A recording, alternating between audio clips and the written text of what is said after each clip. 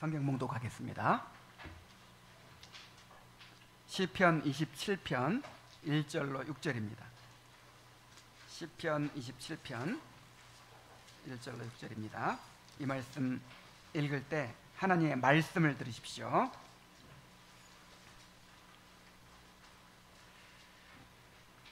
여호와는 나의 빛이요 나의 구원이시니 내가 누구를 두려워하리요. 여호와는 내 생명의 능력이시니 내가 누구를 무서워하리요.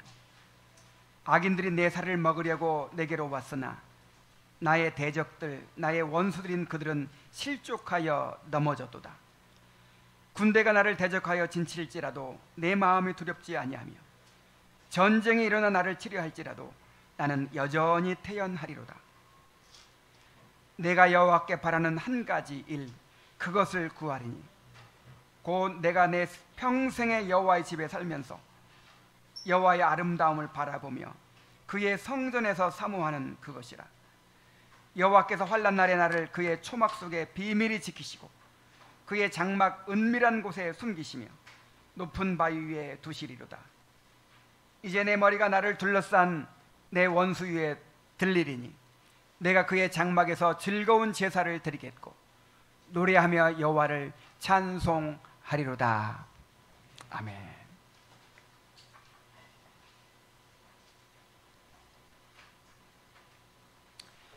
시편 27편은 다윗이 대적들의 심각한 위협 가운데서 지은 탄원시입니다. 일반적으로 탄원시는 먼저 고통을 호소하죠. 자신이 처한 그 비참한 상황에 대해서 하나님 앞에 호소하면서 구원을 간구하는 것으로 시작을 합니다. 그리고 기도 가운데서 하나님의 응답을 확신하고 또 하나님께 찬양을 드리는 것으로 마무리가 됩니다. 자, 그런데 이 시는 좀 다릅니다. 고통 가운데서 탄식하며 부르짖기보다 먼저 하나님께 대한 신뢰를 고백하고 또 그분을 향한 갈망을 먼저 고백합니다. 그런 다음에 이제 후반부에 가서야 구원에 대한 간구가 이어집니다. 그래서 어떤 학자들은 이 시편이 이 두 편의 시를 합쳐 놓은 것이다 이렇게 보는 학자들도 있어요. 그러나 그렇지 않습니다. 이러한 순서는 다윗이 얼마나 하나님을 사랑하고 그분과 친밀한 관계를 맺고 있었는지를 잘 보여주는 증거가 됩니다. 여러분, 마음이 어려울 때 누가 생각나죠?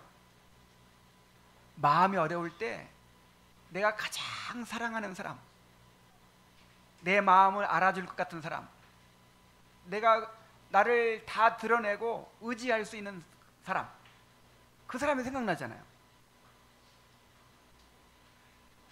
마음이 어려울 때 사랑하는 사람이 보고 싶어져요.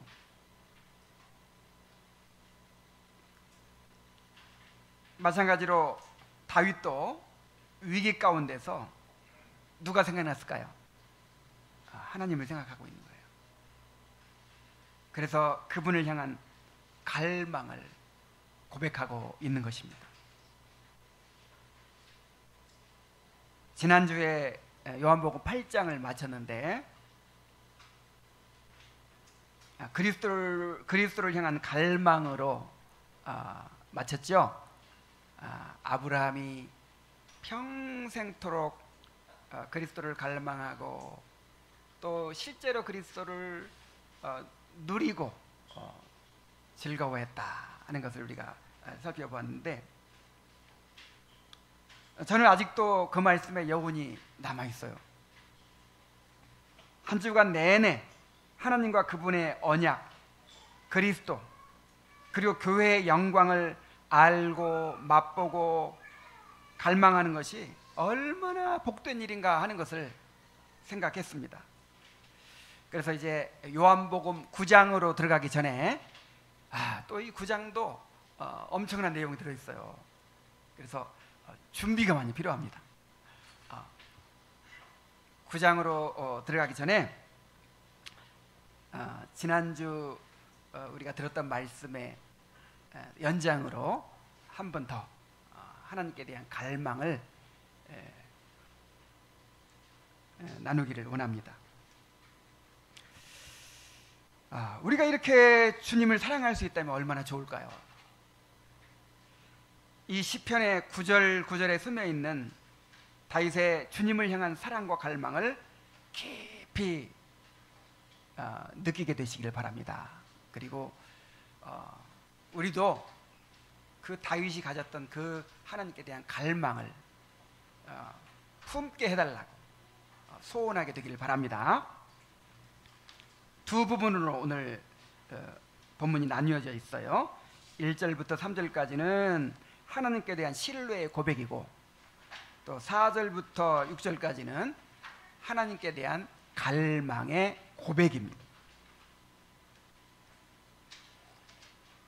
자, 먼저 하나님께 대한 신뢰의 고백이 있어요. 다윗은 급박한 위기 가운데서도 하나님께 대한 굳은 신뢰를 고백합니다.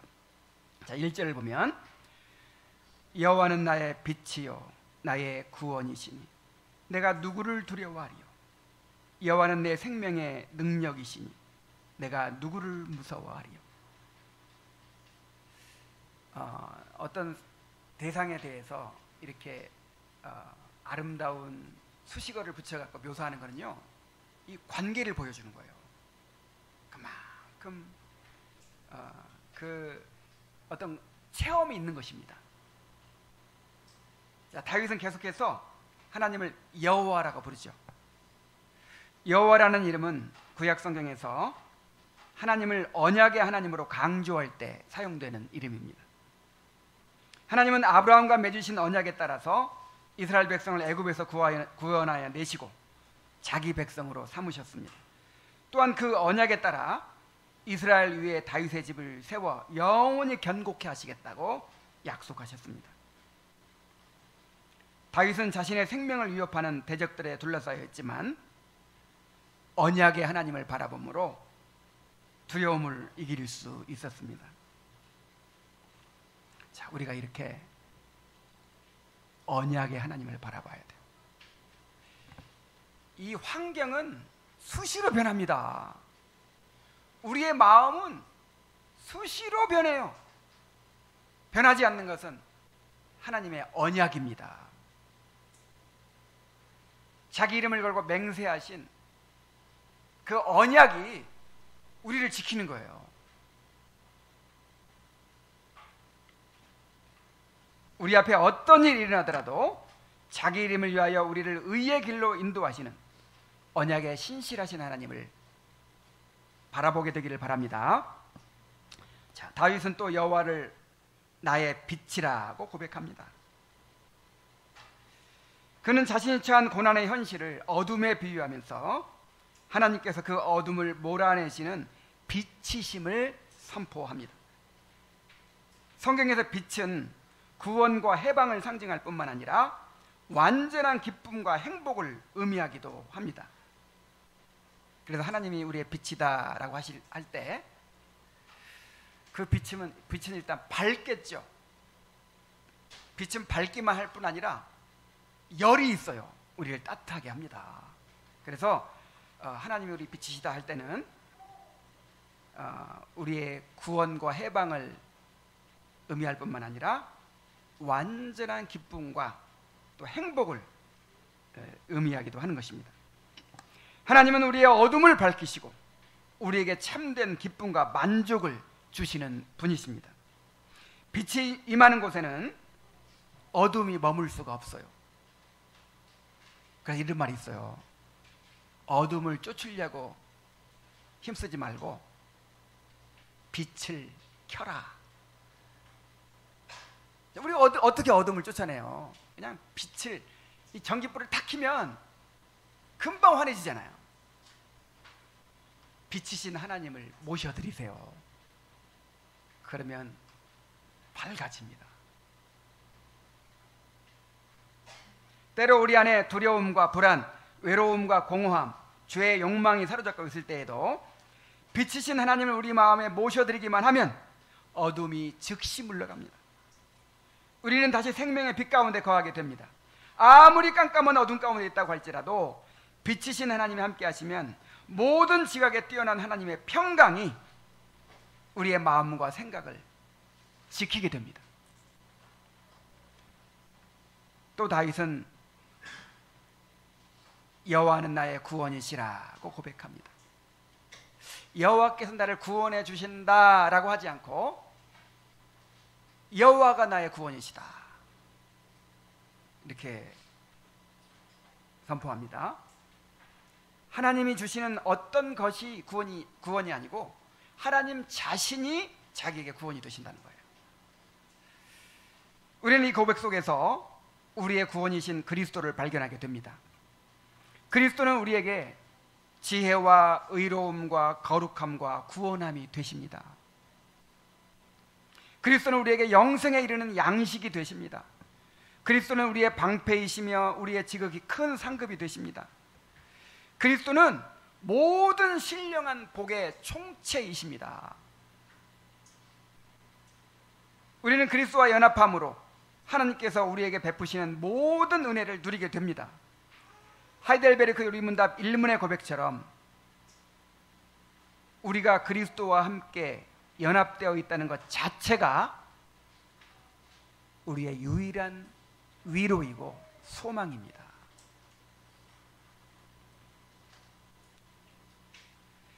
자, 그리고 다윗은 하나님을 내 생명의 능력이라고 고백합니다.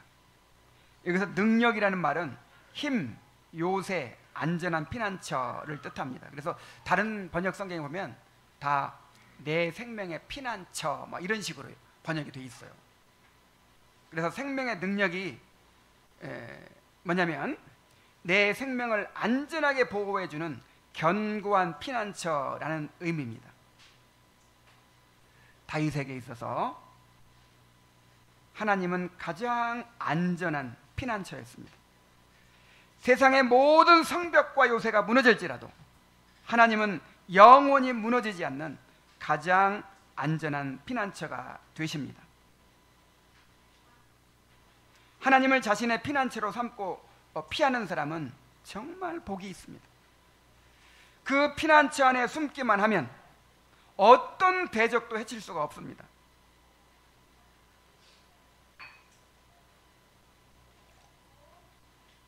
여러분, 우리에게 피난처가 필요해요. 우리가 인생을 살아가다가 수없이 피난처를 필요로 합니다. 여러분의 평생에 하나님을 생명의 피난처로 삼고 살아가게 되기를 바랍니다. 우리 자녀들에게 무엇을 물려줘야 안전한 삶을 살겠습니까? 생명의 피난처이신 하나님을 물려주시기 바랍니다. 하나님을 나의 평생의 피난처로 삼고 우리 자녀들이 살아갈 수가 있다면 우리가 마음을 놓을 수가 있어요. 다윗은 여호와는 나의 빛이요 나의 구원이요 나의 생명의 피난처시라고 고백하면서 내가 누구를 두려워하리요 내가 누구를 무서워하리요 하고 담대히 외칩니다. 성도는 위기 때에 하나님과의 관계가 드러납니다. 삶의 위기 가운데서 진정한 믿음이 드러나게 됩니다. 다윗은 하나님과 친밀한 관계를 맺고 그분의 사랑을 누리고 있었기 때문에 절박한 위기 상황에서도 하나님께로 피하면서 담대할 수 있었어요.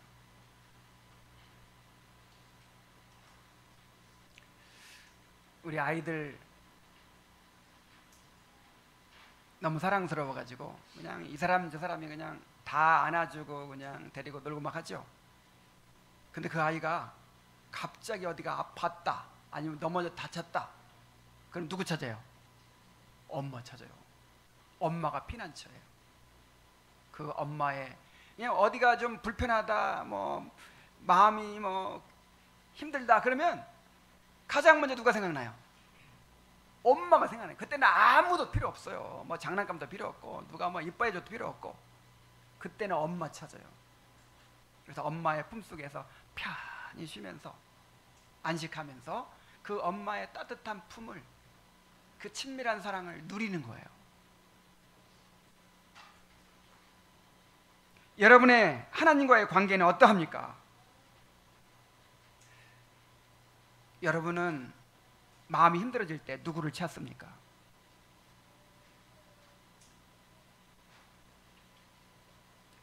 관계가 보험이라는 말이 있죠.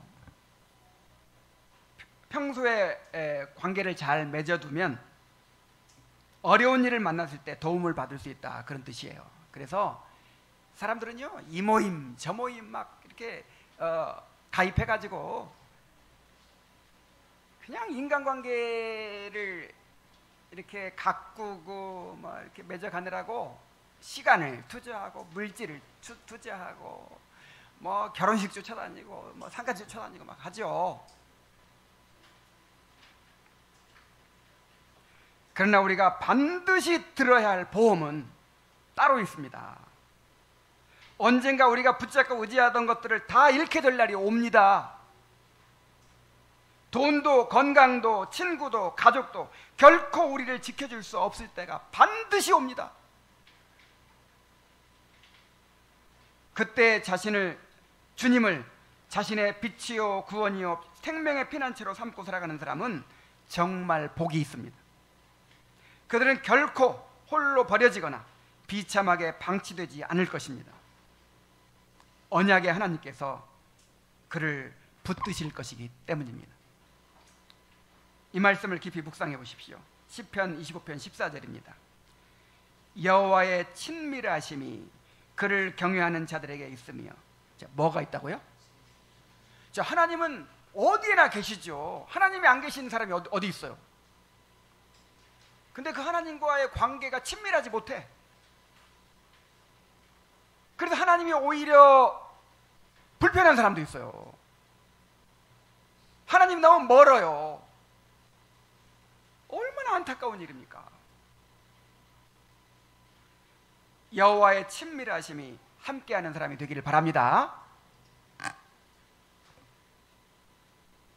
그의 언약을 그들에게 보이시리로다 그랬어요.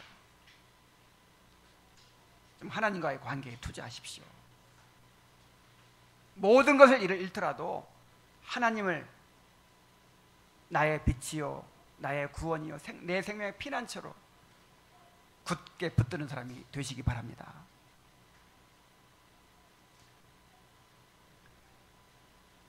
다윗은 과거의 하나님의 도우심으로 승리한 경험을 근거로 해서 현재 위기 가운데서도 승리를 확신했습니다.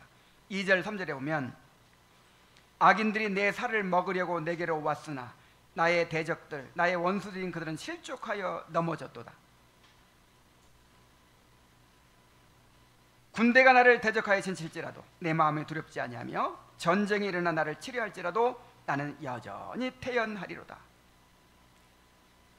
자, 다윗은요 항상 어려운 일을 만나면 과거에 나와 함께 하셨던 하나님, 과거에 이보다 더 큰 어려움 가운데서 나를 구원해 주셨던 그 하나님을 기억해요.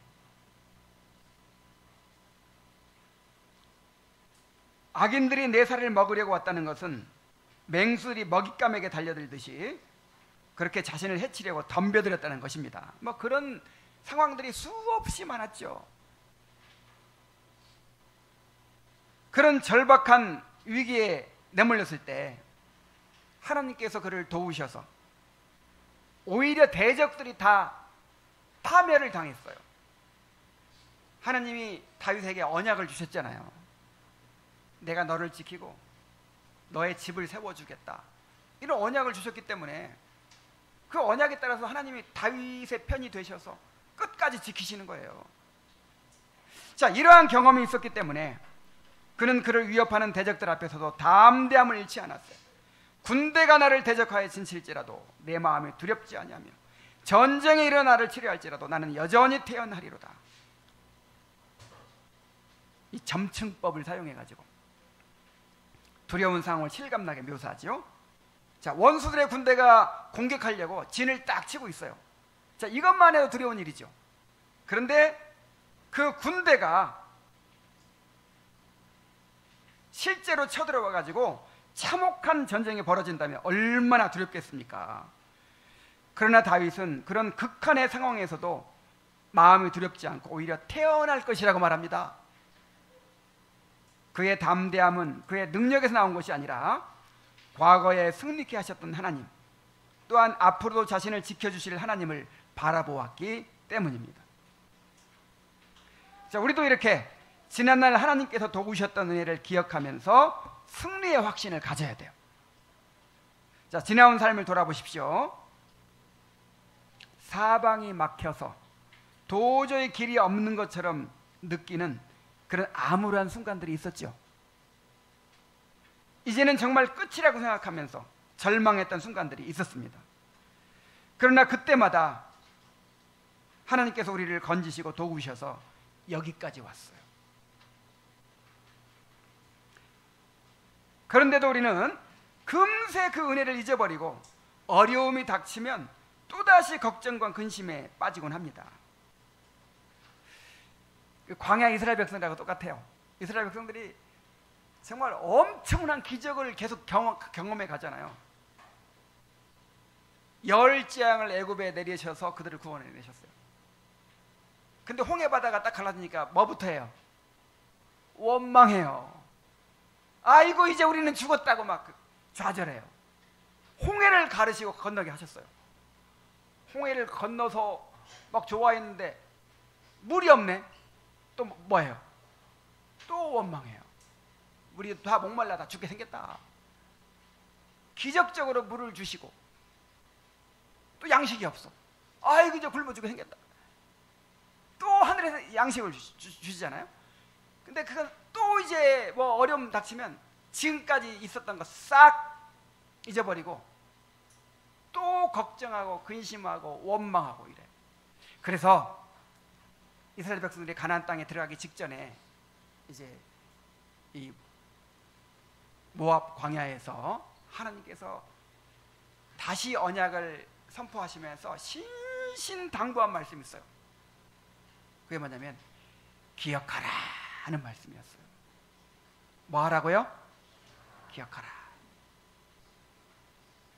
너희를 어떠한 능력으로 구원하여 내셨는지를 기억하라. 이 광야 40년 동안에 너희를 어떻게 돌보고 인도했는지를 기억하라. 그의 능하신 손과 편팔을 기억하라. 계속해서 기억하라고 말씀하고 계세요. 하나님께서 행하신 일들을 기억하지 못하면 우리가 믿음을 가질 수가 없어요.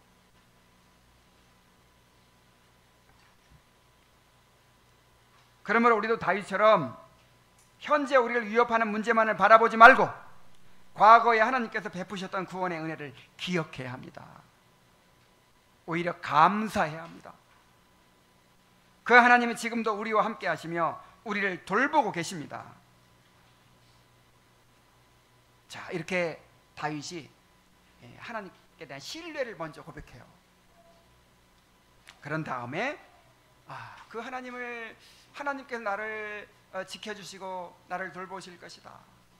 그 언약의 하나님이 이번에도 신실하게 나와 함께 하실 것이다. 이런 이제 확신에 사로잡히니까 그 하나님이 너무 사모하게 되는 거예요. 그 하나님을. 그래서 하나님을 향한 갈망을 고백합니다.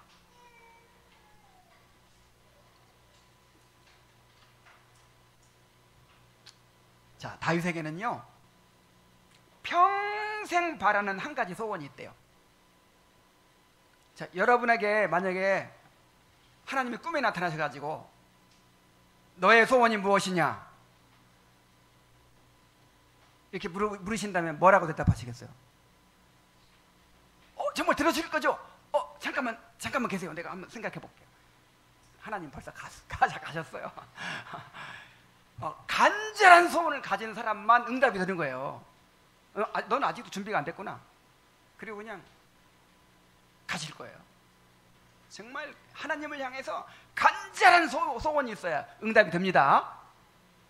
자, 김구 선생이 그런 말을 했죠. 백범일지에 보면은 만약에 하나님께서 나에게 네 소원이 무엇이냐 하고 묻는다면 우리 대안의 자주 독립입니다 이렇게 대답하겠습니다. 하나님의 두 번째로 그 다음에 네 소원이 무엇이냐 이렇게 물으신다면 나는 또다시 말하겠습니다. 우리 대안의 완전한 자주 독립입니다. 그리고 하나님께서 세 번째로 또 나에게 네 소원이 무엇이냐 물으신다면 나는 그때에도 이렇게 대답하겠습니다. 우리 조국의 완전한 자주 독립입니다. 정말 그 한 가지 소원을 품고 살았잖아요.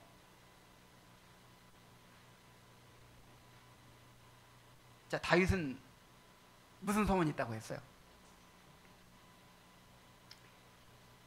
4절에 다윗 소원이 있어요. 자, 그래서 이 4절 말씀을 이번 주에 암송하도록 하겠습니다. 자, 이 말씀을 암송하면서 다윗처럼 막 김구 선생처럼 정말 하나님이 네 소원이 무엇이냐 하고 물을 때 바로 이것입니다 하고 딱 이렇게 얘기할 수 있는 그런 사람이 되시기 바랍니다. 자, 다윗 소원을 봅시다. 내가 여호와께 바라는 한 가지 일. 몇 가지? 진짜 간절한 소원은 한 가지인 거예요. 한 가지. 10가지 막 이렇게 그건 아직 간절한 소원이 아니야.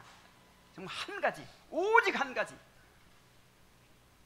그것을 구하리니 곧 내가 내 평생의 여호와의 집에 살면서 여호와의 아름다움을 바라보며 그 성전에서 사모하는 그것이라.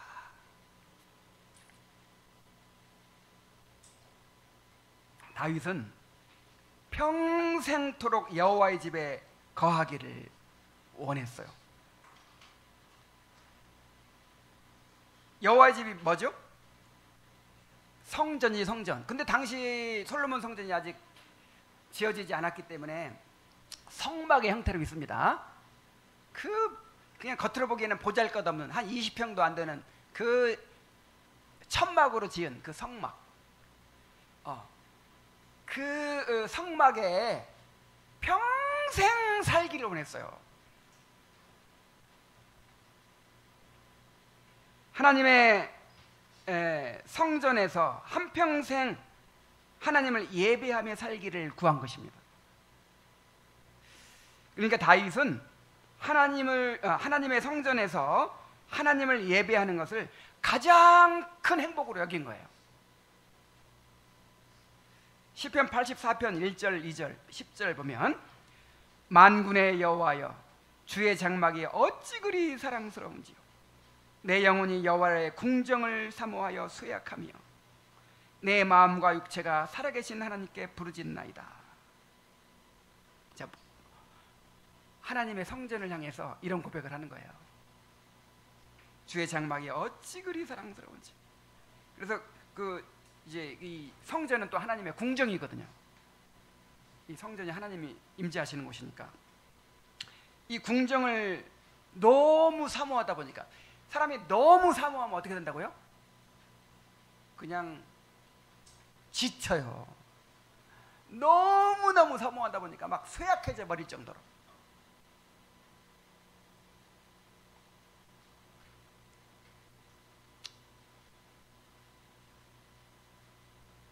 주의 궁정에서 한 날이 다른 곳에서의 첫날보다 나은즉 악인의 장막에 사는 것보다 내 하나님의 성전 문지기로 있는 것이 좋사오니. 요즘 버전으로 번역하면 내가 해외여행 다니는 것보다 교회 와서 예배 드리는 것이 더 행복합니다. 이런 고백이에요. 맞습니까?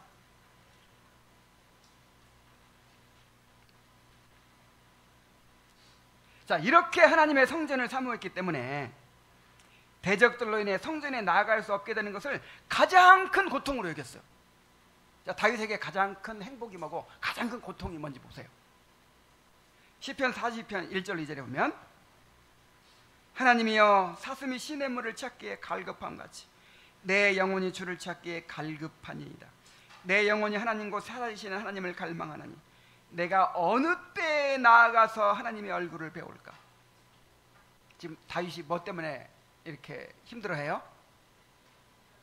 성전에 못 나가는 것 때문에. 성전에 나가가지고 하나님의 얼굴을, 이 칼빈은 하나님의 얼굴을 배우는 것을 하나님의 말씀을 듣는 것이라고 했어요. 하나님을 예배하고 하나님의 말씀을 듣고 그 하나님과 교제 하는 것을 너무 사모하는데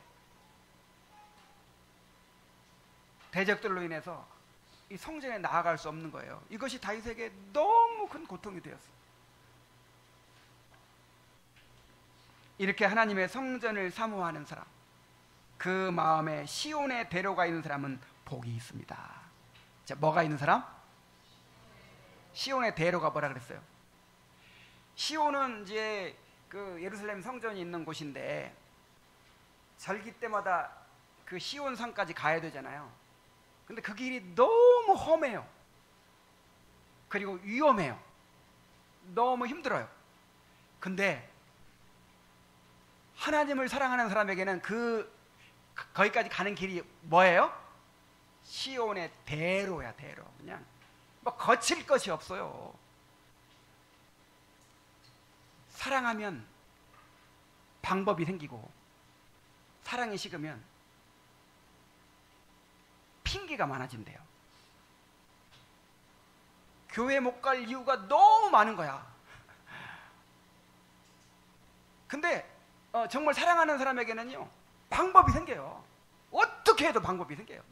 뭐 집이 멀어도 아니면 무슨 바쁜 일이 생기고 별일이 생겨도 어떻게 하든 방법을 찾아내요. 제가 전에도 그런 얘기 했었죠. 제가 전주에 사는 형제와 서울에 사는 자매 이렇게 중매를 했는데 너무 바쁘거든요, 그 사람들이.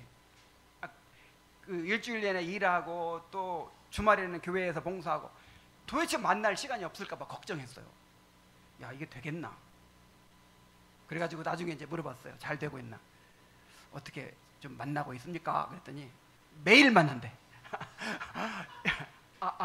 매일은 아니겠구나. 매주 만난대요. 자, 방법이 있어요, 없어요? 한 기가 막힌 방법들이 다 있더라고요. 그 토요일 날 늦게까지 봉사하고 야간 고속버스를 타고 대전에서 만나고 또 돌아와가지고 막 이런 식으로 그 밖에도 별별 방법이 다 있어. 사랑하면 뭐가 생긴다? 방법이 생겨요. 그래서 자꾸만 핑계가 자꾸 생기고 이유가 생기고 이게 벌써 사랑이 식었다는 증거예요. 시온의 대로가 생긴다니까요. 고속도로가 있어요. 그 마음에 어디까지 가는? 하나님의 성전에까지 가는 고속도로가 있어요. 이런 사람은 너무너무 행복한 사람이에요. 정말 복받은 사람이에요.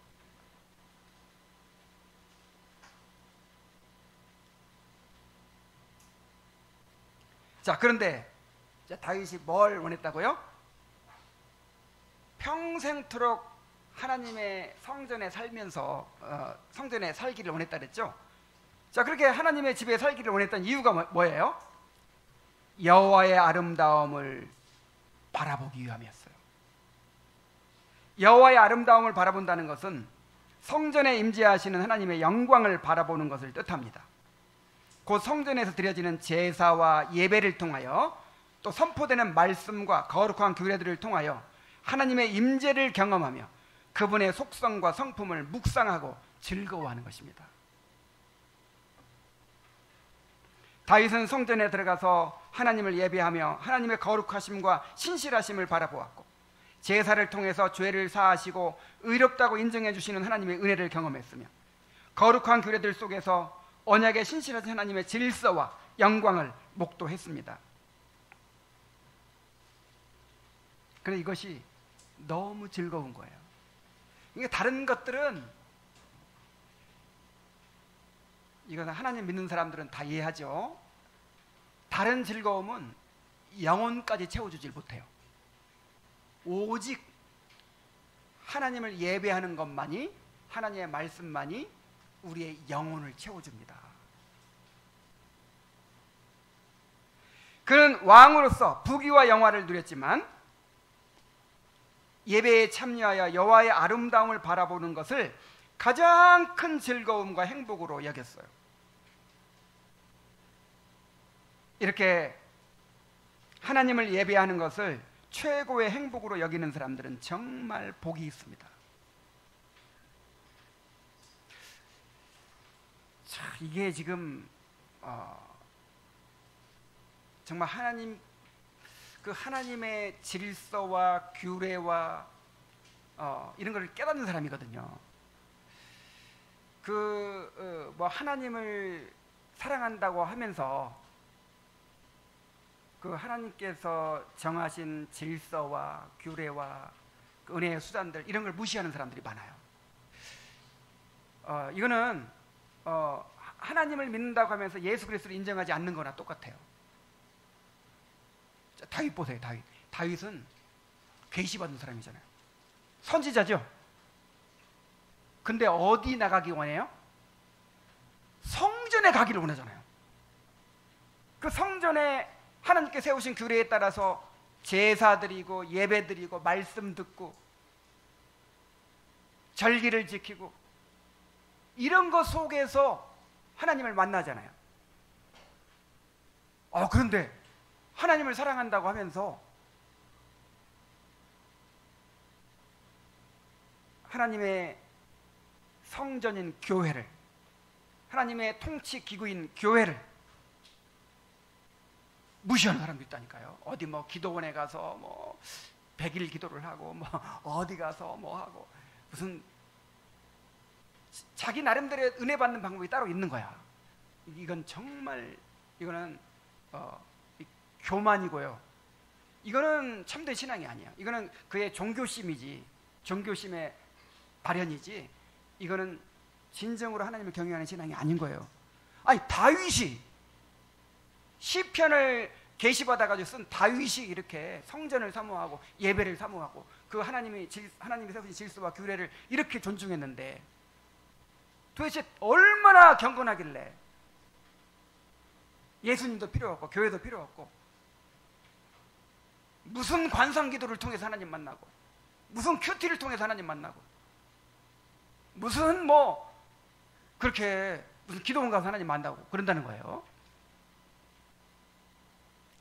그래서 정말 그 하나님과 그의 언약과 그리스도와 또 이 교회의 그 아름다움과 영광을 아는 사람, 정말, 그리고 그렇게 하나님이 정하신 질서와 규례에 따라서 그렇게 하나님을 알아가고 하나님을 갈망하고 추구하는 사람은 정말 복이 있는 사람이에요. 이런 사람은 많지 않아요.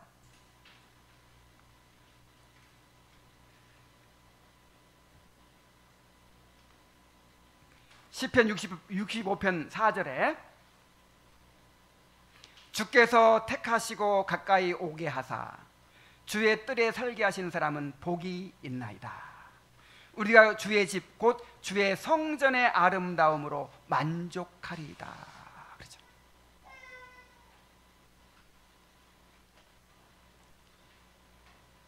참 복받은 사람이에요. 정말 하나님의 특별한 은혜를 입은 사람이 이렇게 하나님의 성전을 사모하고 예배를 사모하고 하나님의 아름다움과 영광을 갈망합니다. 자, 이어서 그는 그 성전에서 사모하는 것이라 하고 덧붙여요. 여기 사모한다는 말은 깊이 찾고 살피며 구한다는 뜻입니다. 다윗은 성전 예배에 참여하여 여호와의 아름다움을 바라보는 데 그치지 않고 그 하나님을 더욱 깊이 알아가고자 갈망을 했습니다.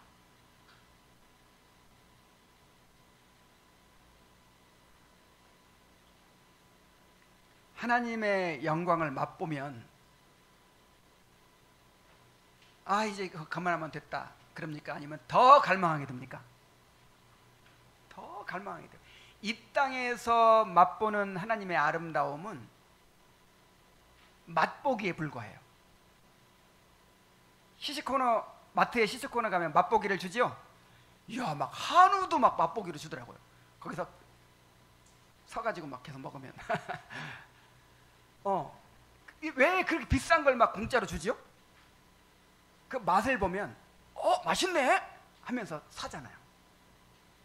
그래서 우리가 이 땅에서 누리는 하나님의 아름다움은요, 맛보기에 불과해요. 우리가 장차 천국에서 그 얼굴과 얼굴을 마주대하고 하나님의 영광을 보게 될 거예요. 그래서 우리 영혼이 완전한 만족을 누리게 될 거예요. 근데 이 땅에서는 아직 우리가 육신을 입고 있기 때문에 아무리 성령 충만하고 아무리 뭐 하나님의 영광을 누려도 그게 다 뭐다? 맛보기예요. 그래서 맛보기는, 맛보면 뭐가 생겨요? 갈망이 생기는 거예요. 맛보면 갈망이 생겨요. 그래서 하나님의 영광을 맛볼수록 갈망이 점점 커져. 이 세상의 모든 즐거움은요, 누리면 누릴수록 실증이 나고 공허해지고, 그냥 뭐 우리 마음 우리 영혼을 다 채워주지 못하니까 질려요. 권태가 느껴져요. 그런데 하나님의 아름다우심과 영광은 우리가 누리면 누릴수록 계속해서 새롭습니다. 하나님 무한하시잖아요. 계속해서 새로운 기쁨과 새로운 만족을 주는 거예요. 그래서 계속해서 갈망이 커져요. 주님을 사랑하면 갈망이 커집니다. 신앙생활을 하면 할수록 그 갈망이 더 커지는 거예요.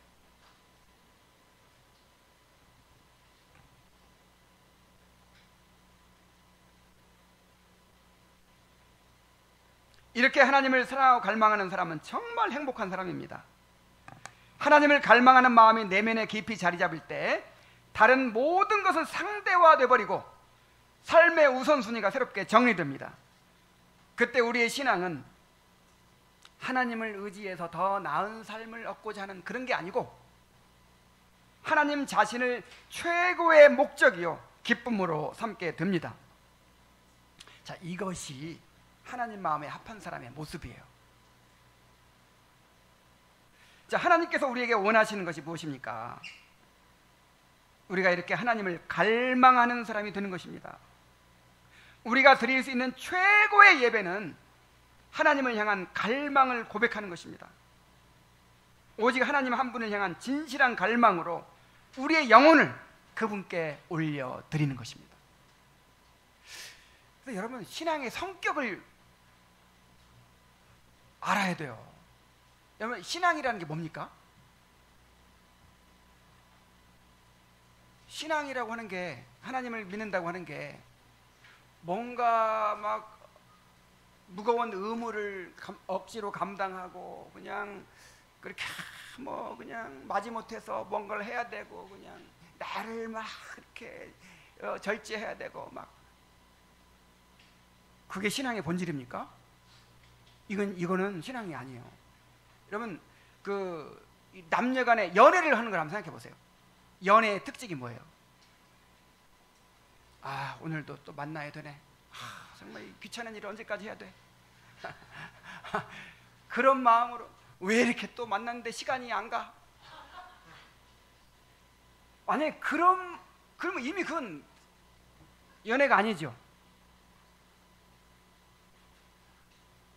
또 이 내가 좋아하는 그 이제 이 스타의 뭐 콘서트를 간다고 합시다. 자, 콘서트 가는 사람들이 뭐 하러 가요? 오늘도 또 그냥 한 몇 시간 박수 쳐줘야겠네. 아이고 괴로워. 그러면서 갑니까? 즐거움으로 가요. 그 콘서트 티켓이 막 몇십만 원씩 가는데 그 몇십만 원 아깝지 않아요? 막 그거 못 사가지고 난리잖아요. 근데 그렇게 즐거워하는 그게 없으면 이 공연이라고 하는 게 이건 생명을 잃어버리는 거예요. 이건 공연이 아니죠. 신앙이 똑같아요. 우리 신앙이라고 하는 것은 하나님께 대한 갈망이 표현되는 것입니다. 조나단 에드워즈가 참된 신앙은 뭐에 있다 그랬어요? 신앙 감정에 있다 그랬죠. 신앙 감정이 없으면 이건 종교 생활이에요. 그 사람이 아무리 뭐 많이 헌신하고 아무리 뭐 주님께 뭘 많이 드리고 해도, 여러분 생각해 보세요. 데이트를 하고 있는데 나를 만나는 사람이 내가 즐겁지 않은 거야. 그런 기쁨이 돼야 안 돼요? 막 선물도 많이 줘. 선물도 많이 주고 막 그런데 나를 부담스러워해. 나를 기뻐하지 않아. 자, 그런 사람과 만나고 싶겠어요? 만약에 우리가 하나님께 나가서 예배를 드리는데, 아이고 또 주일이 됐구나, 등산 가고 싶은데 오늘 꼭 참고 교회 가자. 그리고 억지로 교회 나와가지고 막 졸음을 차가면서 몸을 뒤틀어가면서 오늘 왜 또 설교가 이렇게 길어? 하면서 그렇게 마지못해 예배 드리는 그 예배를 하나님께서 무슨 이유로 받으시겠어요? 하나님은 거룩한 천사들이 둘러싸고 날마다 찬양을 드리는 분이에요.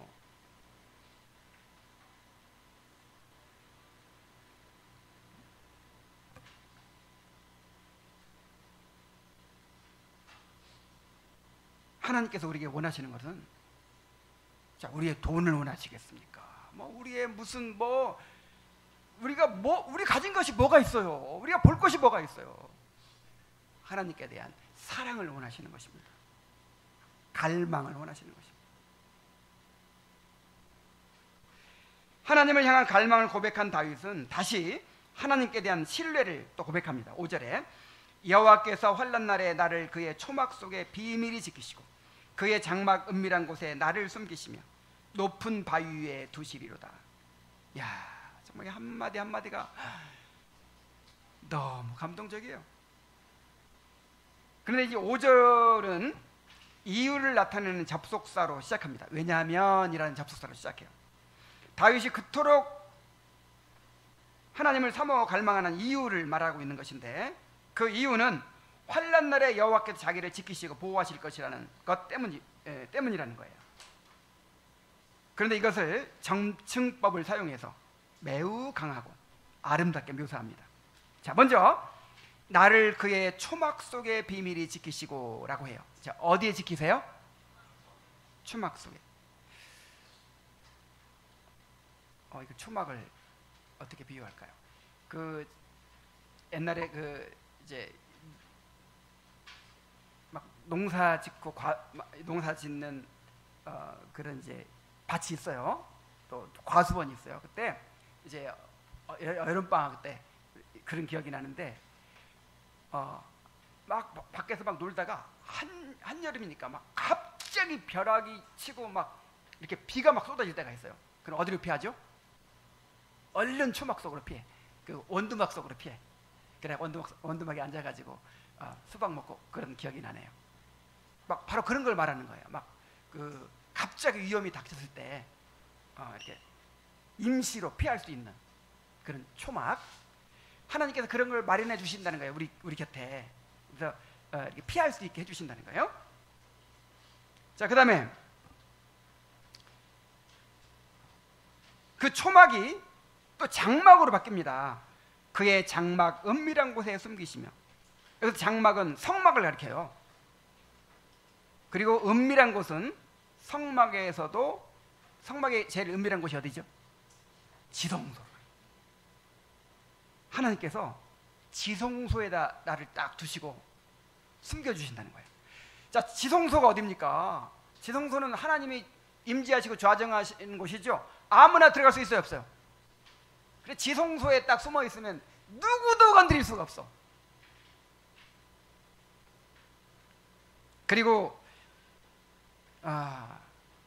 이 지성소에서 안전하기만 할 뿐 아니라 그 하나님과의 친밀한 교제를 누리는 거예요. 친밀한 교제.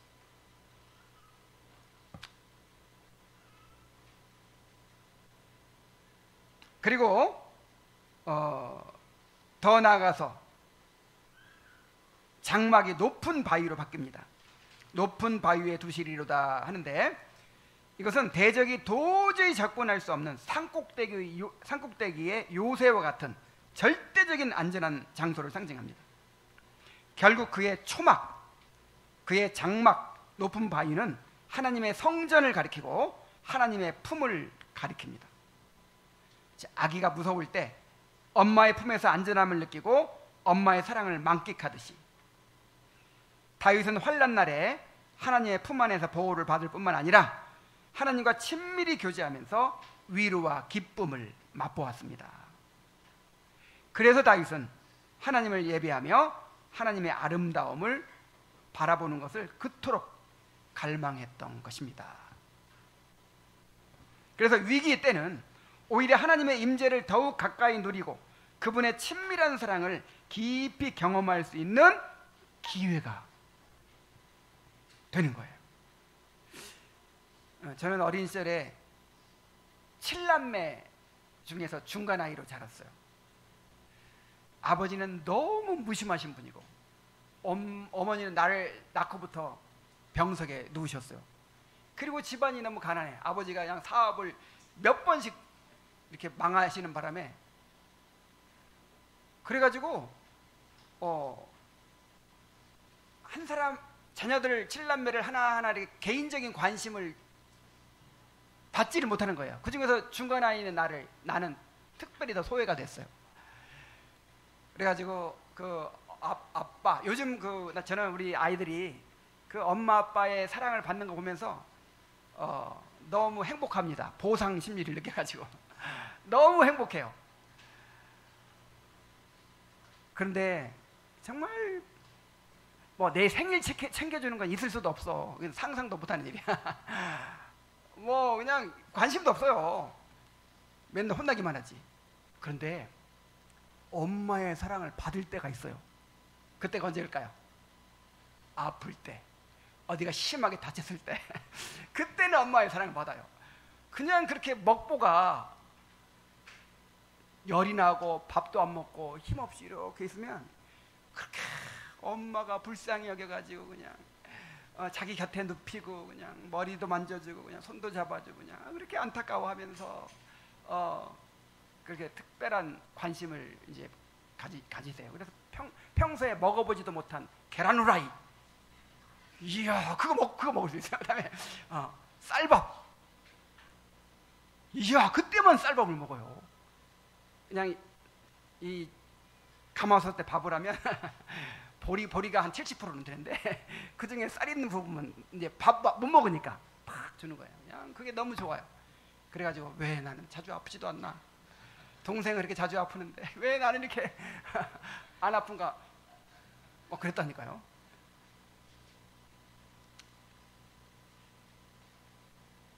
다윗이 그토록 하나님을 갈망하는 사람이 될 수 있었던 비결이 있어요. 다윗이 그토록 하나님의 친밀하심을 경험할 수 있었던 비결이 환난이 많았기 때문이에요. 환난 때 하나님께 피했기 때문이에요. 그러므로 우리도 위기의 순간을 만날 때마다 하나님께로 피하는 사람이 되시기 바랍니다. 그때야말로 하나님의 친밀한 사랑을 경험할 수 있는 기회가 되는 거예요. 마지막으로 다윗은 승리를 확신하면서 하나님을 찬송하겠다고 서원합니다. 6절에 이제 내 머리가 나를 둘러싼 내 원수 위에 들리리니 내가 그의 장막에서 즐거운 제사를 드리겠고 노래하며 여호와를 찬송하리로다. 그는 하나님께서 이루실 승리를 바라보았습니다.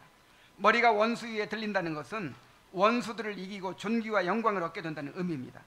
전쟁에서 패자는 머리를 숙이고 수치를 당하지만 승자는 머리를 높이 들며 당당히 서게 됩니다. 다윗은 하나님께서 자신을 원수들로부터 지키실 뿐만 아니라 그들과의 싸움에서 승리를 주시고 마침내 원수들 위에 높이 세우실 것을 확신했습니다. 그래서 마지막으로 내가 그의 장막에서 즐거운 제사를 드리겠고 노래하며 여호와를 찬송하리로다 라고 선언합니다. 다윗은 환난 가운데 기도할 때마다 하나님의 도우심을 확신했고 하나님을 내가 찬송하겠습니다 이런 서원으로, 이런 다짐으로 맞춰요. 그의 마음은 언제나 하나님의 영광을 향해 있었습니다. 그래서 그는 구원을 간구할 때에도 단순히 고난에서 벗어나기를 구한 것이 아니라 성전에 나아가 하나님을 찬양할 수 있도록 구원해달라고 기도했습니다. 그가 패망을 두려워한 것도 단순히 고통 때문이 아니라 더 이상 하나님께 나아가 예배할 수 없다는 사실 때문이었습니다. 이렇게 그의 마음을 늘 사로잡고 있던 것은 하나님의 영광이었습니다. 자, 하나님, 다윗의 마음을 뭐가 차지하고 있었다고요? 하나님의 영광. 그러니까 다윗은 하나님이 영광을 받으셨으면 좋겠는 거예요.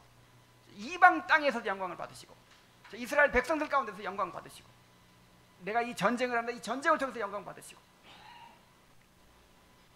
모든 일을 통해서 항상 뭘 생각해요? 하나님의 영광. 자, 이것은 그가 하나님을 얼마나 사랑했는가를 보여줍니다. 자, 우리도 다윗처럼 하나님의 영광에 사로잡혀 사는 사람들이 되어야 합니다. 우리는 하나님께 영광을 돌리도록 값으로 삼바된 사람들입니다. 우리는 살아도 주를 위하여 살고 죽어도 주를 위하여 죽는 사람들입니다. 그러므로 어떤 상황에서도 먼저 하나님의 나라와 뜻을 구하며 하나님의 영광을 추구해야 돼요. 맞습니까? 모든 상황에서 뭘 추구해야 돼요? 하나님의 영광. 이게 하나님의 영광을 위해서, 하나님 나 좀 도와주세요, 이것도 하나님의 영광을 위한 것이 되어야 돼요. 모든 게 하나님의 영광이 되어야 돼요. 자, 그러나 우리의 본성은 언제나 자기에게로 굽어져 있어서 하나님의 영광을 구하지 않아요. 하나님을 섬기는 것마저도 내 만족을 위한 수단이 될 때가 많습니다. 자, 그런데 이런 이기적이고 자기주의적인 우리가 어떻게 하나님의 영광을 구하는 사람이 될 수 있겠어요? 하나님을 사랑하면 그렇게 됩니다. 정말 사랑하면 상대방을 기쁘게 해주고 싶은 마음이 생기는 거예요.